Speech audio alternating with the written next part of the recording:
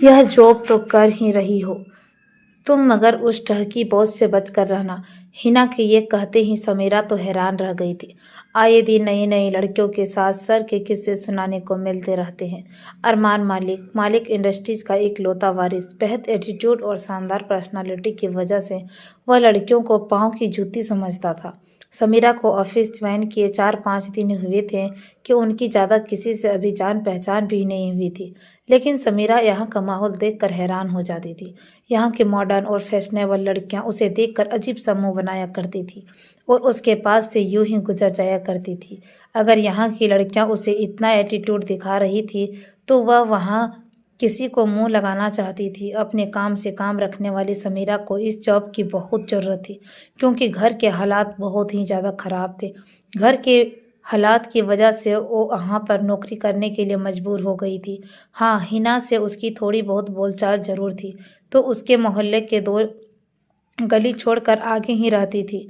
हिना की ही वजह से समीरा को यहाँ पर नौकरी मिली थी। जब हिना को पता चला कि मालिक इंडस्ट्रीज के एक एम्प्लॉय की खाली जगह है, तो उसने समीरा को इंटरव्यू देने का मशवरा दिया था। यह समीरा की खुशकिस्मती थी कि उसे वहाँ पर अच्छी सैलरी पर जॉब मिल गई थी। लेकिन जब हिना ने समीरा को आराम से काम करते हुए देखा तो समीरा को बताए बिना ना रह सकी, क्योंकि जिस किस्म की समीरा लड़की थी उसे यह बात जानना बहुत ज़रूरी था। उस दिन भी वह दोनों कैंटीन में बैठी हुई थी। समीरा भला की खूबसूरत और सुलझी हुई लड़की थी। आज भी सादा यूं ही ब्लू कलर का दुपट्टा सर पर ओढ़े सलवार कमीज पहने हिना के साथ ही बैठी थी। पर जॉब तो कर ही रही ही हो, अगर उस ठहकी बॉस से बच कर रहना। हिना के इस कहने पर समीरा हैरान सी रह गई।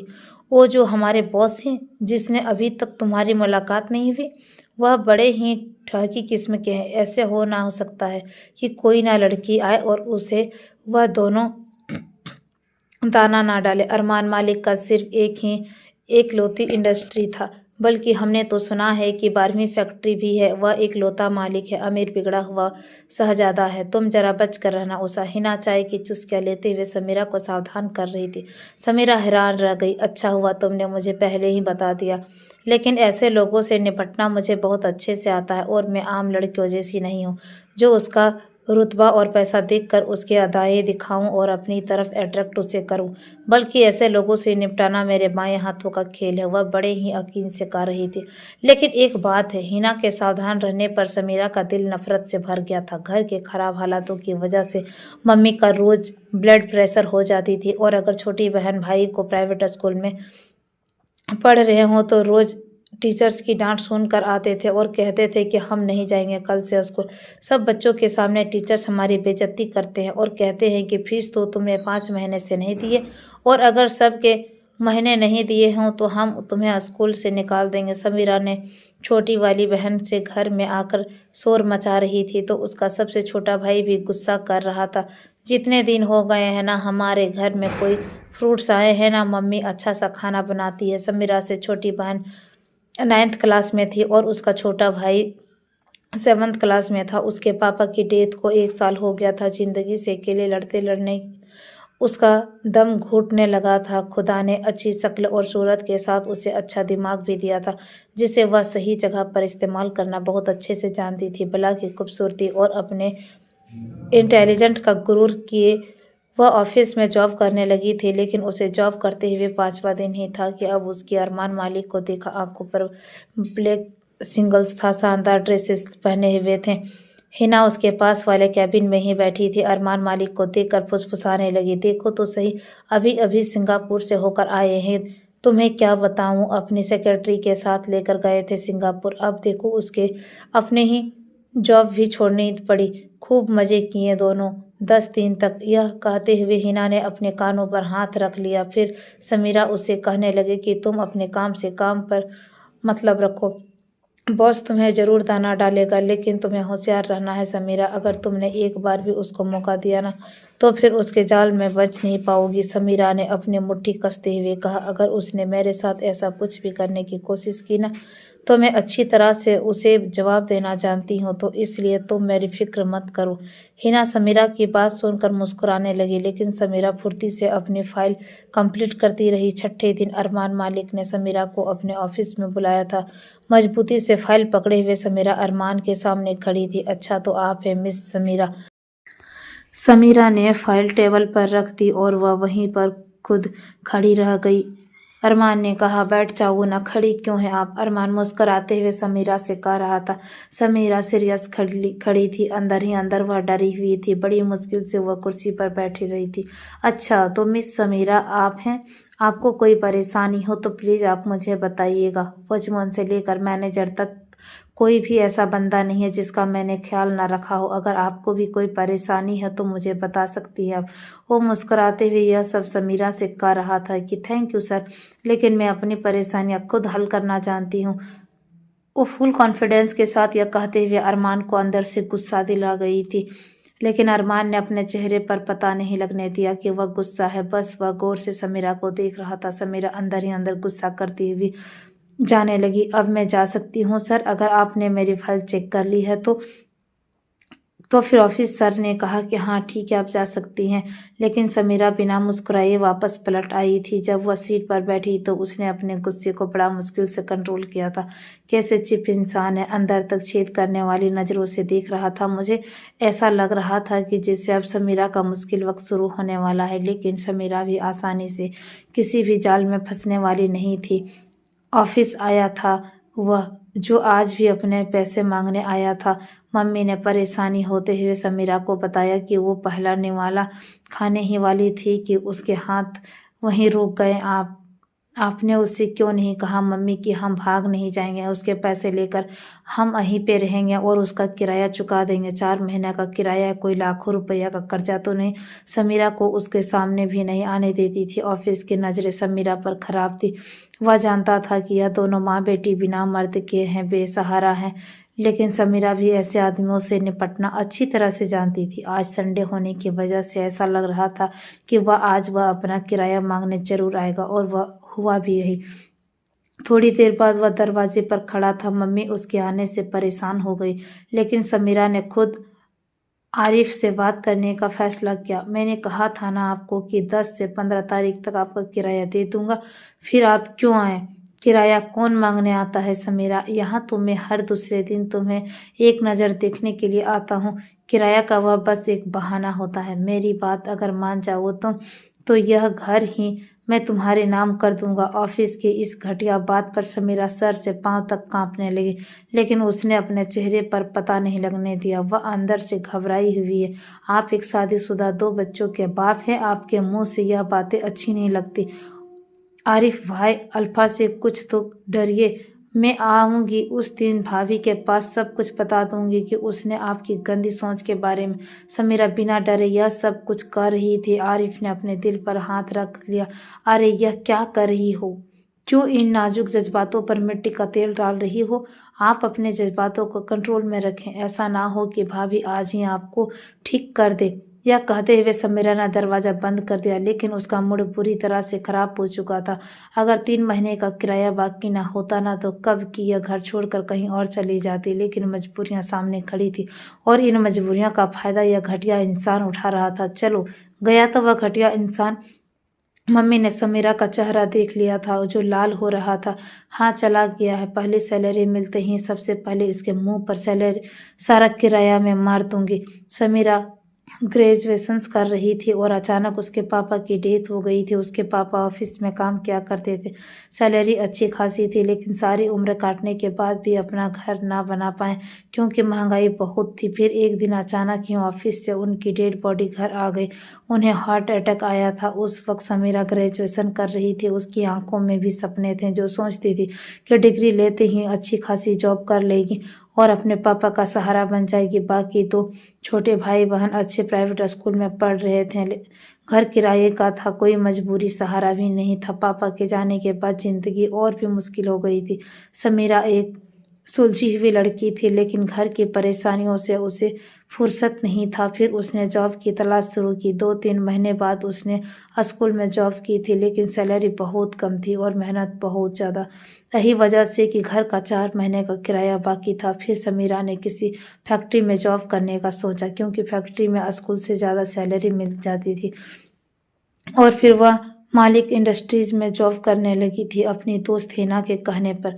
लेकिन वह नहीं जानती थी कि यहाँ का माहौल कितना खराब है। वह उन लड़कियों में से नहीं थी जो जल्दी टूट जाए। वह जानती थी कि खुद को गंदगी कीचड़ से बचाकर कैसे रखना चाहिए। वह लैपटॉप पर काम में बिजी थी, तभी हिना उसे छेड़ने लगी। 2 दिन बाद सैलरी मिलने वाली है, तो मुझे ट्रीट जरूर देना तुम। समीरा मुस्कुरा कर बोली, हाँ क्यों नहीं। उसकी यह मुस्कुराहट ऑफिस से निकलते हुए अरमान मालिक ने देख ली थी। मोती जैसी सफ़ेद दांत, गुलाबी होंठ, बिना मेकअप का चेहरा, इतना हसीन। अरमान वहीं खड़ा उसे देखता रहा, लेकिन अचानक समीरा को उसकी तेज निगाहों का एहसास हो गया। उसने देखा कि बेकार सा मुंह बनाकर चेहरा झुका लिया। वह कुछ ही देर वहीं खड़ा रहा। उसे उस लड़की पर गुस्सा तो आया। उसने अपने दांत पीसे, तुम क्या चीज हो यार, अभी 4 दिन में पता चल जाएगा। अपने दिल में यह सोचते हुए वह दूसरी लड़की से बात करने लगा, जो खुश होकर अपने सवालों का जवाब दे रही थी। ऐसा हो ही नहीं सकता था कि अरमान मालिक किसी लड़की को लिफ्ट कराए और वह लड़की उसे इनकार कर दे। शानदार पर्सनालिटी, करोड़ों का जायदाद का इकलौता वारिस, ऊपर से ड्रेसिंग सेंस और लड़कियों को अपने दिल में रखना, तो फिर वह फ़ौरन ही अपने कदमों में गिर जाती। वह खुद दिन व दिन घंटे की लड़कियों की टाइम देता और दूसरी लड़की पकड़ लेता था। उसने मैनेजर से पहले ही कह रखा था कि ऑफिस में खूबसूरत लड़कियों को ही जॉब के लिए रखना। समीरा खूबसूरत तो थी, मगर वह जिस अंदाज में ऑफिस आती थी, वहाँ और कोई लड़की ऐसे नहीं आती थी। उसने अपना एक अलग ही पर्सनालिटी था। वह अपने काम से काम रखने वाली लड़की थी। 2-3 दिन ही गुजरे थे कि अरमान मलिक ने फिर से समीरा को अपने ऑफिस में बुलाया था। सर, आपने मुझे बुलाया, वह हल्की आवाज़ में कहती हुए अरमान के सामने खड़ी हो गई। जी मिस समीरा, बैठिए, उसने सामने रखी हुई चेयर की ओर इशारा करते हुए कहा था। वैसे आपका नाम, आप ही तो इतनी खूबसूरत हैं। समीरा ने इस बात को नज़रअंदाज किया। सर, आपने मुझे बुलाया, क्या कोई काम था मुझसे? समीरा ने यह कहकर जैसे अरमान का अपमान कर दिया और अरमान का खून गला चढ़ गया। नर्स भी आवाज़ में समीरा को देखकर मुस्कुराते हुए कहने लगी, वैसे आप बहुत अच्छा काम कर रही हैं, तो मैं सोच रहा हूँ कि आपको अपनी पर्सनल सेक्रेटरी के काम में रख लूँ। समीरा दिल ही दिल में नापसंदगी का शिकार हो गई थी। उसकी पर्सनालिटी सेक्रेटरी बनने का मतलब था कि इस रूम में हमेशा रहना, उसकी निगाहें और उसकी बात बर्दाश्त करना। अरमान की यह बात सुनकर उसने कहा, पर सर, मुझे तो अभी 1 ही महीना हुआ है जॉब लिए हुए, पर इतनी जल्दी तो मैं काम को ठीक तरह से समझ भी नहीं पाऊंगी। कोई बात नहीं मिस समीरा, वैसे भी मेरे कंपनी में कुछ नामुमकिन नहीं है। मैं चाहूँ तो इंसान को ज़मीन से उठाकर आसमान में पहुँचा दूँ और चाहूँ तो पल भर में आसमान में ज़मीन पर पटक भी दूँ। कुछ ऐसे ही हालात हैं मेरी। वह बड़े जोर से कह रहा था, माफ़ कीजिएगा सर, लेकिन मैं अपनी बात नहीं मान सकती। किसे इज्जत देनी है और किसको जिल्लत, यह सब खुदा के हाथ में और भगवान के हाथ में, इंसानों के नहीं। अरे वाह समीरा, तुम तो बहुत अच्छी कहती हो। ठीक है, मैंने मैनेजर से कह दिया कि कल से आपकी टेबल यहीं लगेगी और मेरे ऑफिस में। समीरा में अरमान की इस बात पर दांत पिसने लगे, पर उसके सिर हिलाकर हामी भर दी और चुपचाप बाहर आ गई। कैंटीन में बैठे हिना से वह कह रही थी कि क्या अरमान की पर्सनल सेक्रेटरी जॉब छोड़कर चली गई है? हाँ, उसने 2 महीने पहले ही ऑफिस ज्वाइन किया था, लेकिन सुना था कि उन दोनों का अफेयर चल रहा था। अरमान उसे अपने साथ सिंगापुर ले गया था, पर वहाँ से आकर उसने जॉब छोड़ दी। आप सुना कि अपनी ब्यूटी सैलून चला रही है। अरमान ने उसे मालामाल कर दिया। हिना की बात सुनकर समीरा ने अपने सिर पर हाथ रखा। लेकिन तुम क्यों पूछ रही हो पर्सनल सेक्रेटरी के बारे में? हिना ने पूछा। तो कमीना इंसान कह रहा है कि वो कल से मुझे पर्सनल सेक्रेटरी का जॉब में रखेगा। ओह माय डियर, अब तो तुम्हारा इम्तिहान शुरू हो गया। अपनी उल्टी गिनती शुरू कर दो। हिना की इस बात पर समीरा ने अपना सर झटका दे दिया। अगर बात मेरी इज्जत पर आई तो मैं यह जॉब छोड़ने से पीछे नहीं हटूंगी। शाबाश, ऐसे ही डटी रहो। हिना ने उसे कंधे पर धक्के देते हुए कही। आज समीरा की टेबल अरमान के ऑफिस में लग चुकी थी। सब लड़कियां उसे जलन भरी निगाहों से देख रही थी। समीरा का बस नहीं चल रहा था, पर वो अपने आप को वहीं दफन कर डालने जैसा महसूस कर रही थी। बाहर नौकरी करने के लिए क्या क्या सहना पड़ता है। वह होंठ दबाए बैठी थी। फिर भी वह मैनेजर के पास गई। यह क्या किया सर आपने? मुझे अब बॉस के ऑफिस में बैठना पड़ेगा उनकी पर्सनल सेक्रेटरी बनकर, जब मुझे अभी इतनी नॉलेज भी नहीं है। मैनेजर ने समीरा को गहरी नज़र से देखा, फिर लापरवाही से कहने लगा कि यह मेरा नहीं, अरमान मालिक का ऑर्डर है और मेरी मजाल नहीं कि मैं उन्हें किसी भी बात ऑर्डर पर मना कर दूं। 12 फैक्ट्रियां हैं, उसने मेरी सबसे ज़्यादा चक्कर वह इस ऑफिस में लगाते हैं, क्योंकि मुझे पता है कि उन्हें क्या पसंद और क्या नहीं पसंद है। उसी तरीके से करें जिस तरीक़ा से मैं कहता हूँ, इसी से आपकी भलाई है तो हमारी भी है। वह मैनेजर भी अरमान मालिक के साथ मिला हुआ था। अरमान मालिक ने ऑफिस में ऐसा ही होने के बावजूद में समीरा में घुटन महसूस करने लगी। उसके माथे पर पिसने की बूंदें थे, लेकिन फिर भी वह फाइल को देखने की कोशिश करने लगी जो उसने सामने ही रखी थी। उसको समझ नहीं आ रहा था कि काम को कहाँ से शुरू करूं। दोपहर के 2 बजे अरमान मलिक ऑफिस में आया था। समीरा को अपने सामने बैठा देखकर वह मुस्कुरा दिया, जबकि समीरा ने उसे देखकर सिर्फ हेलो किया और फिर दोबारा अपनी सीट पर बैठ गई। तभी अरमान ने फ़ोन पर कॉल आया कि वो बात करने लगा। थोड़ी देर बाद उसने समीरा को अपने पास बुलाया। आइए मैं आपको कुछ नोट्स लिखवाता हूँ, तो आप अपने पास डायरी में लिख लीजिएगा। जी सर, कहते हुए समीरा अरमान के सामने वाले चेयर पर आकर बैठ गई और डायरी में उसे बताइए हुए वेग पॉइंट्स पर नोट करने लगी। लेकिन थोड़ी देर बाद अरमान उठकर ऑफिस में टहलने लगा। ऑफिस का दरवाज़ा बंद था और मैनेजर अरमान की इजाज़त के बिना किसी को अंदर भी नहीं आने देता था। तभी अरमान इधर उधर चक्कर लगाता हुआ समीरा के बहुत ही पास आकर खड़ा हो गया, इतना पास कि समीरा को घुटन और फिर डर भी महसूस होने लगा। सर प्लीज़ आप मेरी अपनी जगह पर जाकर बैठिए। मेरे इतने पास खड़े होने की क्या ज़रूरत है आपको? मैं यहाँ पर जॉब कर रही हूँ, कोई आपकी गुलाम नहीं हूँ मैं। आप मेरे इतने पास खड़े होकर मुझे ऐसे कैसे घूर सकते हैं? सर वो दूसरी लड़कियां होती होगी, लेकिन मुझे नहीं, आपका इतना करीब होना पसंद नहीं है। अच्छा तो अब आप मुझसे ऑर्डर देंगी मिस समीरा, और आप यह पॉइंट तो नोट कीजिए। वो झुकता हुआ समीरा के घुटनों पर टच कर गया। अब वह समीरा की बर्दाश्त से बाहर हो गई थी। उसने खींचकर एक जोरदार थप्पड़ अरमान की गाल पर मार दिया। यूं ही ब्लडी मैन, 2 कौड़ी के आदमी, तुम्हारी यह हिम्मत कि तुम मेरे थप्पड़ मारो, बस कीजिए। समीरा उंगली उसकी तरफ दिखाते हुए कह रही थी। उसकी आंखों में आग जैसी चिंगारियां उठ रही थी। वो दूसरी लड़कियां आपकी दौलत की चमक धमक और शानदार पर्सनालिटी के पीछे मरती होंगी और आपको एक नज़र के लिए आपको कदमों पर गिर जाती होगी, लेकिन मैं ऐसी लड़की नहीं हूँ।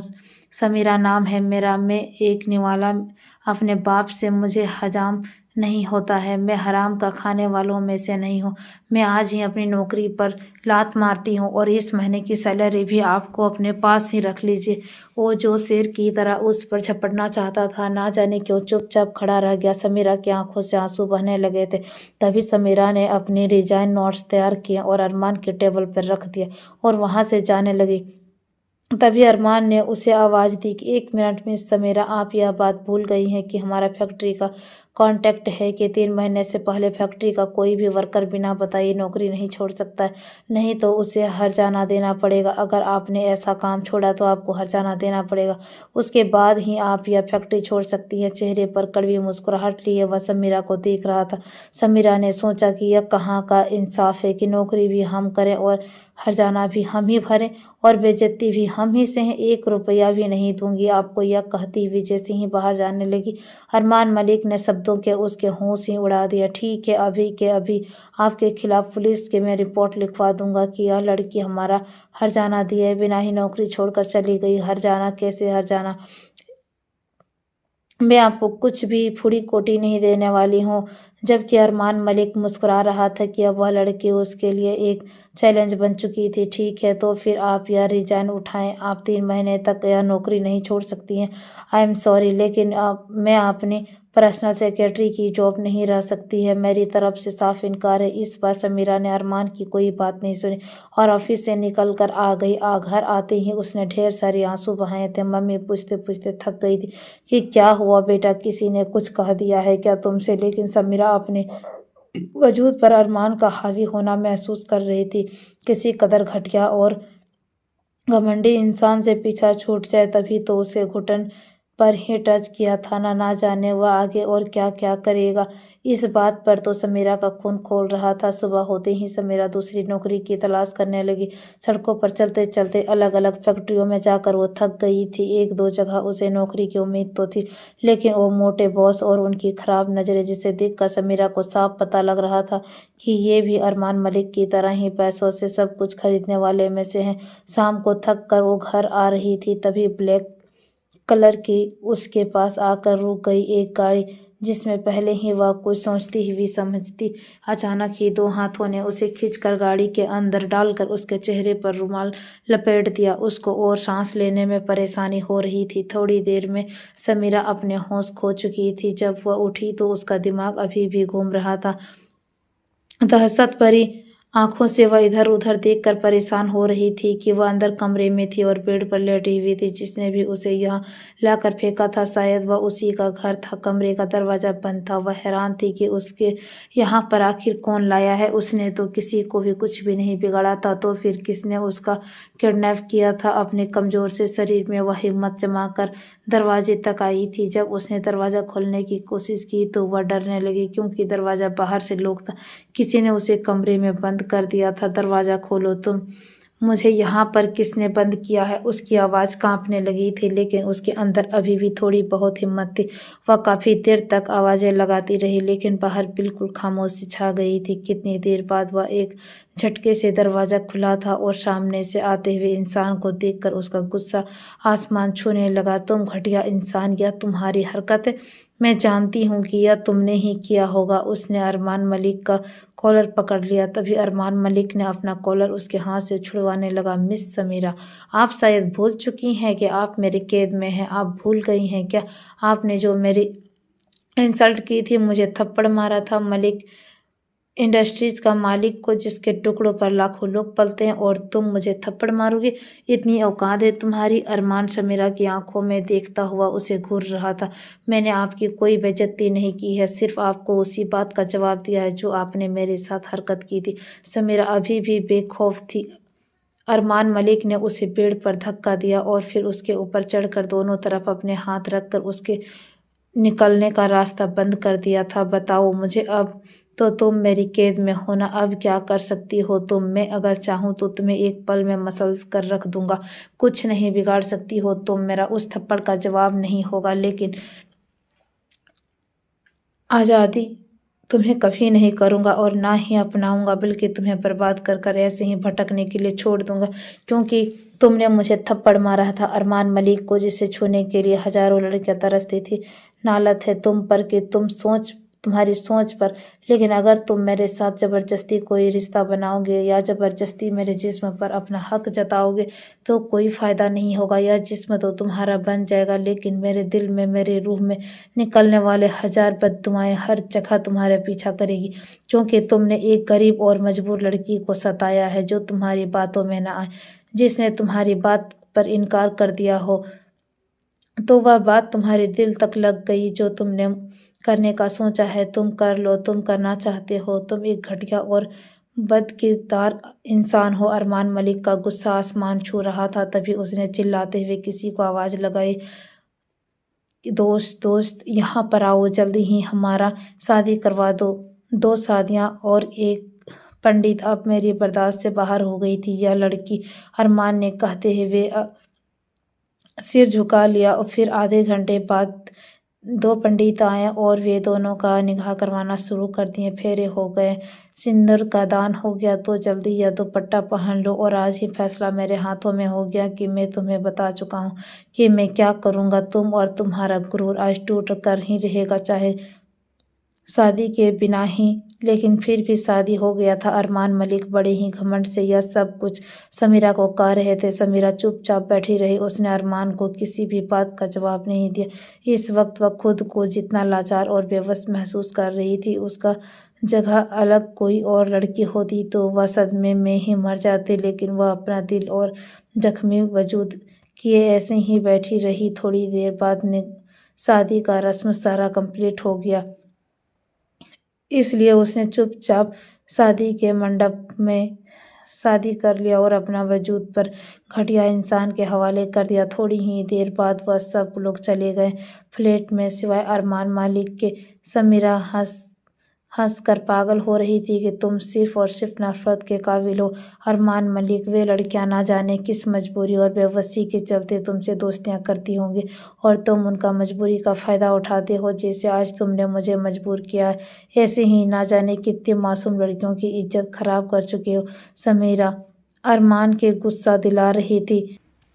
जैसे ही उन्होंने अरमान को आते देखा तो मुस्कुरा दी, लेकिन अचानक उसकी नज़र अरमान के पीछे आती हुई लड़की पर पड़ी। सादे से कलर की पिंक कलर की ड्रेस पहनी हुई थी, सिर पर दुपट्टा ओढ़े वह लड़की बहुत ही खूबसूरत थी। और आज मैं एक खास मेहमान लेकर आया हूँ। मैंने बताया था ना कि जिसके बारे में मैं इसको अपने साथ ले आया हूँ। मैंने इससे शादी कर लिया है और यह मेरे साथ फ्लैट में रहेगी, लेकिन आज से मैं यहाँ ले आया हूँ क्योंकि हमारे यहाँ खानदान के वारिस को जन्म देने वाली है। अरमान ने बिना डरे हुए समीरा की सच्चाई अपनी दादी को बता रहा था, जबकि समीरा हैरान थी कि समीरा को देख रही थी। बेटा, तुम तो सरप्राइज देने की आदत है ना? दादी मुस्कुराई, लेकिन इतने बड़े सरप्राइज मत दिया करो, अभी मेरे ऐसे उम्र नहीं है। तुम सच कर रहे हो क्या अरमान? तुमने सच में इस लड़की से शादी कर ली है और तुम किसी लड़की से शादी कर ले हो? यह मैं मान ही नहीं सकती। और अगर तुम इस लड़की से शादी कर लिए हो तो मैं यह बहुत ही खुश किस्मत है और ख़ास होगी, तभी तो तुमने इसे अपनाया है, वरना तुम्हारे पीछे हजारों लड़कियां दौड़ती है। ना कोई झगड़ा, ना कोई सवाल। उन्होंने एकदम समीरा को अपने घर की बहू मान लिया था, लेकिन समीरा नहीं जानती थी कि अरमान ने पहले ही अपनी दादी को इसके बारे में बता रखा था। यहाँ आओ बेटा, मेरे पास आओ। दादी ने समीरा को इतने प्यार से बुलाया कि वो कोई बदतमीजी भी नहीं की और वह खामोशी से जाकर उसके सामने बैठ गई और अपने हाथों को देखने लगी। रोने के निशान उसके चेहरे पर साफ दिखाई दे रहे थे। दादी उसको देखकर पहचान गई कि क्या हुआ, तुम बहुत परेशान लग रही हो। क्या अरमान ने तुम्हारे साथ कोई बदतमीजी की या कोई जोर जबरदस्ती? दादी परेशान होकर पूछ रही थी। समीरा ने ना में सिर हिला दिया। मैं बहुत ही खुश हूँ। अरमान का बच्चा इस दुनिया में जन्म लेने वाला है। अभी तो अरमान के मम्मी पापा अमेरिका गए हुए हैं 3 महीने के लिए। उन्हें तो बस इस बारे में पता भी देर से चलेगा और उनको ट्रिप खराब करने की वजह से क्या ज़रूरत है, इसलिए मैंने नहीं बताया उसके माँ बाप को। समीरा, तुम यहाँ आराम से रहो, किसी भी चीज़ की कोई भी परेशानी हो तो तुम मुझे बता सकती हो। वैसे भी अरमान अपने माँ बाप का इकलौता बेटा है, वो कुछ भी कर ले उसके मम्मी पापा उससे कभी नाराज़ नहीं हो सकते हैं। वो तुम्हें भी इस घर की बहू मान ही लेंगे। तुम इतने परेशान क्यों हो? दादी समीरा की परेशानी की वजह कुछ और समझ रही थी। समीरा ना में सिर हिलाते हुए कहने लगी, नहीं, मैं परेशान तो नहीं हूँ दादी, बस अपनी किस्मत पर हैरान हूँ। किस्मत भी ना जाने इंसान को क्या क्या खेल खिलवाती रहती है जो वह बिल्कुल नहीं करना चाहता। समीरा की आवाज़ से उसका दुख साफ पता चल रहा था। दादी ने प्यार से उसका सर पर हाथ रखा। हमारा अरमान बहुत ही बिगड़ा हुआ है, शायद उसके बाप के ध्यान ना देने पर ऐसा हो गया था। लेकिन बेटा, हमारी सोसाइटी का माहौल ही ऐसा है। पहले तो यह शादी के लिए खुद ही नहीं मानता था और अब इसने खुद ही शादी कर ली है अपनी पसंद से। मुझे हैरत है, इसे कोई आम लड़की पसंद नहीं आती। तुम जरूर ही कोई खास हो, तभी तो इसने तुमसे शादी की। इसलिए तुम यह समझो कि तुम्हें अरमान की ज़िंदगी में एक खास जगह बनानी होगी। वो बूढ़ी दादी को कैसे बताती कि अरमान ने उसकी हया की, उसकी पाकीज़गी की, उसके गुरूर का बदला लेने के लिए उससे शादी की है और कुछ भी नहीं। लेकिन समीरा यह सब बातें दादी से नहीं कह पाई। समीरा की मायूसी को देखकर दादी कहने लगी, मैं तुम्हें बहुत ज़्यादा हेल्प करूँगी और तुम्हें अरमान के कमरे से छोड़ आऊँगी। वह तुम्हें आराम से कर रखेगा वहाँ पर। समीरा ने हाँ में सिर हिला दिया और दादी उसके कमरे तक पहुंचा दी। बहुत ही खूबसूरत और ज़रूरत की हर चीज़ और खुशबू से भरा हुआ था। ना चाहते हुए भी वह बेड पर लेट गई। कल इस वक्त कहाँ थी और आज कहाँ? इंसान की ज़िंदगी का कुछ नहीं पता। समीरा की आंखों में आंसू थे। बार बार मम्मी का चेहरा उसकी आंखों के सामने आ रहा था। समीरा परेशान और मायूस होने की वजह से अरमान के सामने कुछ भी नहीं बोल पाई थी। उसने दोनों छोटी भाई बहन कैसे होंगे, एकदम ही वह बेचैन होकर उठी। फिर उसने तकिए पर सिर रख लिया और काफ़ी देर तक आंसू बहाती रही। फिर रोते रोते सो गई। काफ़ी देर बाद अरमान कमरे में आया। समीरा को बेड पर सोता देखकर उसने दिल अंदर तक खुश हो गया। अरमान उसे को देखकर मुस्कुराने लगा। हालांकि समीरा का चेहरे पर आंसुओं के मोटे मोटे निशान थे और पलकें भी आंसुओं से भीगी हुई थी।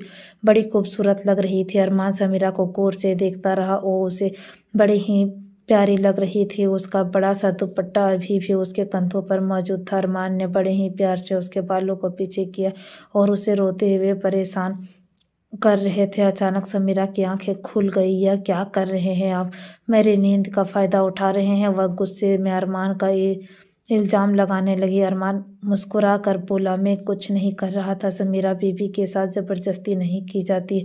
आज से पहले किसी भी लड़की ने मेरे इस कमरे को नहीं देखा है सिवाय तुम्हारे मेरी ज़िंदगी में ख़ास अहमियत है जो तुम्हें पता चल ही जाएगी। अरमान समीरा को भरोसा दिला रहा था, लेकिन समीरा ने नफ़रत की करवट बदल ली थी।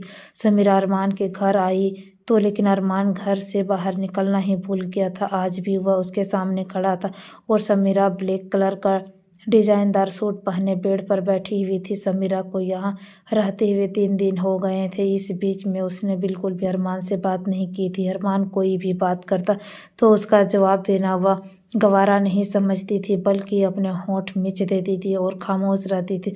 अरमान बहुत खुश था क्योंकि अब वह बाप बनने वाला था। हर वक्त अरमान समीरा की फिक्र करता था। चलो आज मैं तुम्हें डॉक्टर के पास ले चलता हूँ, आखिर पता तो चले कि तुम्हारी प्रेगनेंसी को कितने दिन हो चुके हैं। अरमान बड़े प्यार से समीरा को देखते हुए कह रहा था। समीरा ने उसे धुतकार दिया, जिस बच्चे से मुझे जरा सी भी दिलचस्पी नहीं है, फिर आपको है इस बच्चे के बारे में कुछ जानना नहीं चाहती। जब वह इस दुनिया में आ जाएगा तो मैं आपको हवाले कर दूंगी। और कुछ नहीं, समीरा ने अपना फैसला सुना दिया। अरमान उसकी बात पर खामोश रहा। फिर वह मुस्कुरा कर कहने लगा, अच्छा गुस्सा छोड़ो, चलो डॉक्टर के पास चलते हैं। जब यह बच्चा इस दुनिया में आएगा तो देखा जाएगा। समीरा प्लीज़ चलो, मैं देखना चाहता हूँ कि तुम्हारी तबीयत कैसी है, कोई परेशानी वाली बात तो नहीं है। तुम्हारी आंखें भी बहुत लाल हो रही है और तुम्हें नींद भी ठीक से नहीं आती है। डाइट वगैरह भी तो ख्याल रखा करो, डॉक्टर से भी तुम्हारे लिए अच्छी डाइट लिखवा दूंगा। अरमान ने उसे मनाने की पूरी कोशिश कर रही थी, लेकिन समीरा ने जिद कर रखा था कि उसे डॉक्टर के पास नहीं जाना है। मेरे छोटे भाई बहन मेरे यहाँ आने के बाद कैसा रहे होंगे, वहीं कहीं भूखे पड़े होंगे। समीरा की आवाज़ भर आई। अरमान ने उसे तसल्ली देते हुए कहा, तुम परेशान मत हो, मैंने तुम्हारे उस घटिया मकानदार को किराया देकर मुंह पर उसे थप्पड़ मार दिया है और वह घर भी तुम्हारी मम्मी के नाम कर दिया है। तुम्हारे दोनों छोटे बहन भाइयों को परसों तक एडमिशन हो जाएगी।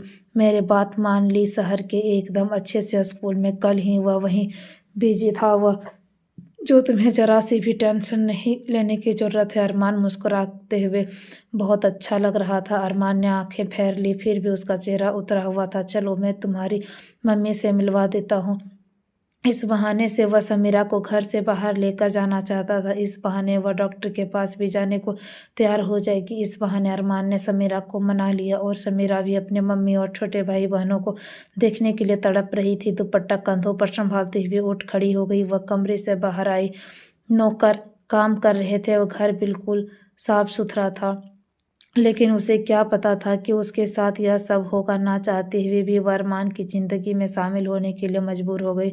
अभी भी वह खिड़की से बाहर देखती हुई अपने ही ख्यालों में गुम थी, जबकि अरमान गाड़ी चलाते हुए उसको देखते ही सोच रहा था कि एक ना एक दिन तुम्हारा दिल नर्म हो जाएगा समीरा। समीरा, मैं अपने किए पर बहुत शर्मिंदा हूँ, तो फिर तुम्हारा दिल क्यों नहीं बदल सकता?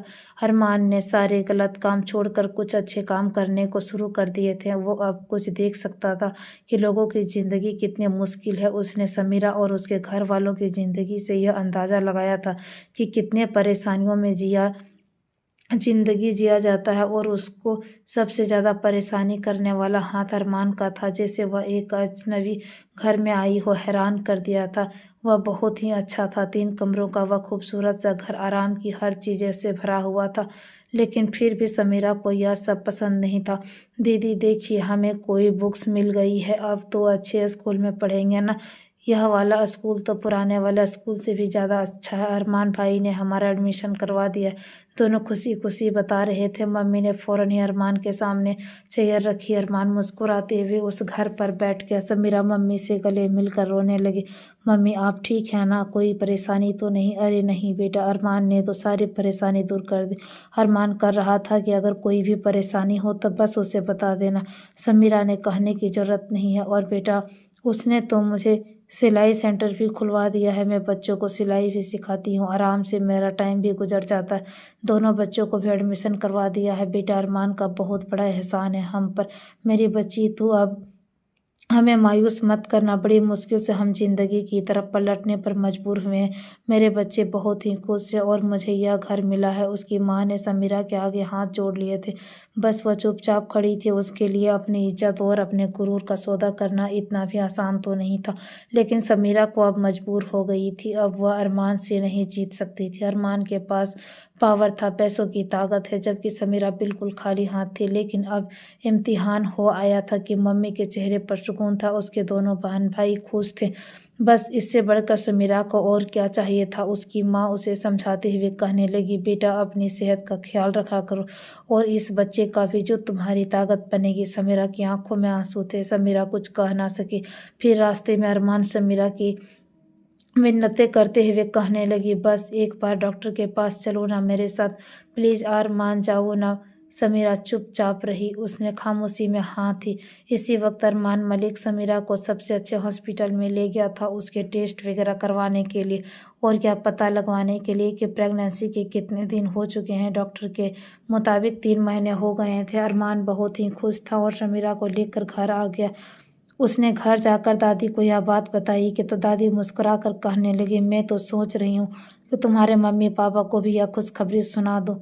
अच्छा है, वह जल्दी वापस आ जाएंगे। अरमान मलिक मुस्कुराते हुए कहने लगे, नहीं, बिल्कुल नहीं। जब वह वापस आएंगे तो उसके लिए सरप्राइज होगा। समीरा खामोश बैठी थी, उसकी बातों में हिस्सा नहीं ले रही थी।